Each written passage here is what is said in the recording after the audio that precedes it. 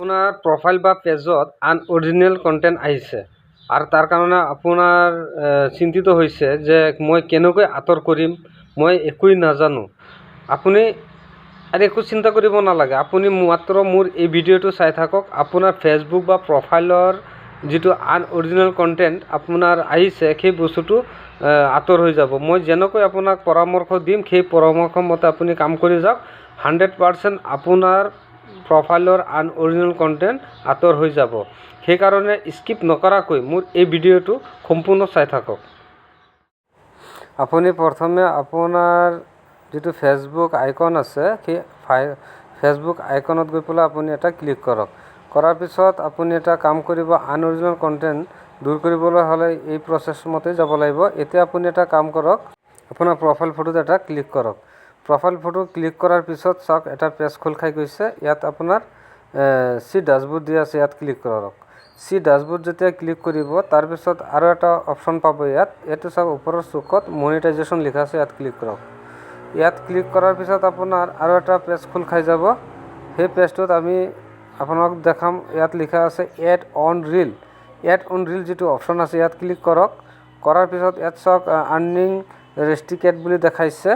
ইয়াৰ তলত আছে go to policy issue, ইয়াত ক্লিক কৰক। এতিয়া go to policy issue click কৰাৰ পিছত চাওক এইটো পেজ খোল খাইছে। এতিয়া আপুনি এই পেজটোৰ এটা স্ক্ৰীনশ্বট মাৰি ৰাখিব লাগিব, কাৰণ আপুনি যদি এই ৰিপৰ্ট কৰে, এই স্ক্ৰীনশ্বটটোৰ দৰকাৰ হ'ব। আপুনি এই স্ক্ৰীনশ্বটটো এটা মাৰি ৰাখক। ময়ো ইয়াৰ স্ক্ৰীনশ্বট এটা মাৰি ৰাখিছোঁ। এতিয়া এই পেজৰ পৰা বেক হৈ যাওক। বেক হৈ আপুনি যাব লাগিব আৰু এটা পেজলৈ। আপুনি ইয়াত চাওক ওপৰত আপোনাৰ ফটো দেখাইছে, ইয়াত এটা ক্লিক কৰক। আৰু ইয়াত ক্লিক কৰি পেলাই আপুনি অলপ স্ক্ৰল কৰি তলত যাওক। তলত গৈ পেলাই চাব আৰু এটা অপশ্যন আছে, আৰু এই অপশ্যনটো হৈছে আপোনাৰ হেল্প এণ্ড ছাপোৰ্ট। আপোনাৰ ইয়াত চাওক প্ৰশ্নবোধক লগা আছে, ইয়াত হেল্প এণ্ড ছাপোৰ্ট যিটো অপশ্যন আছে, ইয়াত আপুনি এটা ক্লিক কৰি দিয়ক। এতিয়া আপুনি ৰিপৰ্ট এ প্ৰব্লেমত কৰক। এইটো ক্লিক কৰাৰ পিছত চাওক এটা পেজ খোল খাই গ'ল। ইয়াৰ তলত লিখা আছে কণ্টিনিউ টু ৰিপৰ্ট এ প্ৰব্লেম। ইয়াত ক্লিক কৰক আৰু অলপ ৱেইট কৰক। ৱেইট কৰাৰ পিছত আৰু এটা নতুন পেজ খোল খাই যাব, আৰু আপুনি অলপ ৱেইট কৰক। খুলিলে। ইয়াত চাওক খোল খাই গ'ল, আৰু ইয়াত লিখা আছে ইনক্লুড য'ত লিখা আছে, ইয়াত আপুনি এটা ক্লিক কৰক। আপোনাৰ পেজত যদি সমস্যা থাকে, পেজত এটা ক্লিক কৰক, আৰু যদি প্ৰফাইলত হয়, তো প্ৰফাইলত এটা ক্লিক কৰিব। মোৰ প্ৰফাইলত হৈছে কাৰণে মই প্ৰফাইলত ক্লিক কৰিলোঁ। এতিয়া আপুনি পুৰণটো টাচ কৰি এইটো হটাই দিয়ক, আৰু আপলোড ফ্ৰম ফোন ইয়াত আপুনি এটা ক্লিক কৰক।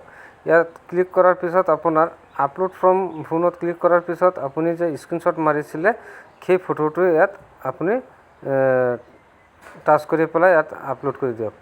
ইয়াত আপোনাৰ যেতিয়া আপলোড হৈ যাব, তেতিয়া ইয়াৰ ওপৰত চাওক ডিছক্ৰাইব বুলি লিখা আছে, এই ডিছক্ৰাইবত আপুনি যাব লাগিব। আপুনি ডিছক্ৰাইবত গৈ পেলাই কি কাৰণে আপোনাৰ ৰিলৰ ওপৰত, ফেচবুক ৰিলৰ ওপৰত আপোনাৰ পলিচি ইছ্যু আহিছে, আৰু সেই বস্তুটো ইয়াত আপুনি লিখিব লাগিব। কেনেকৈ লিখিব সেইটো আপোনাৰ কথা। আপুনি ইয়াত মই এটা ডেমোহে দেখাইছোঁ, সেই ডেমোটো আপোনাৰ চাই পেলাই আপোনাৰ মতে আপুনি লিখি পেলাই ওপৰত যিটো চেণ্ড ৰিপৰ্ট বুলি লিখা আছে, সেই চেণ্ড ৰিপৰ্টত গৈ পেলাই আপুনি এটা ক্লিক কৰি দিব। আপোনাৰ ৰিপৰ্টটো ছাবমিট হৈ যাব। আৰু আশা কৰোঁ আপুনি ইয়াৰ পিছত 2-এটা লাইভ ভিডিঅ' আপুনি বনাই আপোনাৰ প্ৰফাইল বা পেজত দিব, আৰু আপুনি ডেইলি আপুনি কমেও 2টা বা 3টাকৈ ৰিল নিজে বনাই পেলাই আপুনি দিব লাগিব। পুৰণা ৰিল যিকেইটা আছে, সেইবোৰ আপুনি ডিলিট কৰি পেলাব। মই আশা কৰোঁ এই ভিডিঅ'ই আপোনাক বহুত সহায় কৰিব, আৰু এই ভিডিঅ'টো ভাল লাগিলে লাইক কমেণ্ট কৰি মোক জনাব। আৰু আপোনাৰ লাইক কমেণ্টে মোৰ উৎসাহ যদি বঢ়াই দিয়ে, তা আপোনালোকৰ কাৰণে মই আৰু নতুন নতুন ভিডিঅ' লৈ আহিম। ধন্যবাদ।